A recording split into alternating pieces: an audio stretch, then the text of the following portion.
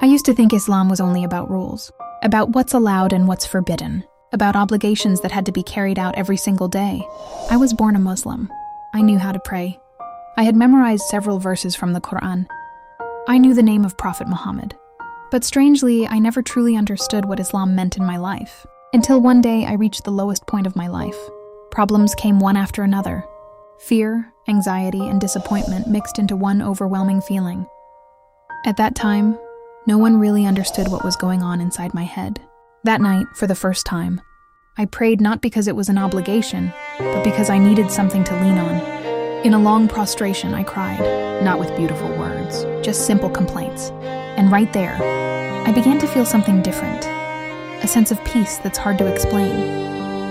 I started reading the Quran, not just reciting it, but trying to understand its meaning.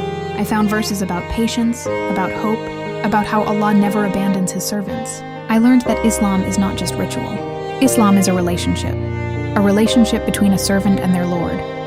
I began to understand why there are 5 daily prayers, not to burden us, but to remind us why we fast during Ramadan, not merely to restrain hunger, but to train the heart to be more sensitive and compassionate.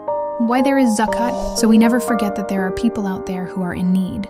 I also began to see how Prophet Muhammad responded to insults with patience and repaid hatred with kindness.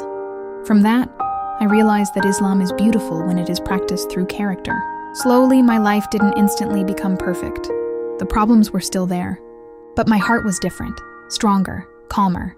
I finally understood. Islam is not just an inherited religion. It is a choice that must be fought for every single day. The choice to be patient when angry, the choice to be honest when tempted, the choice to keep believing, even when circumstances are not on your side.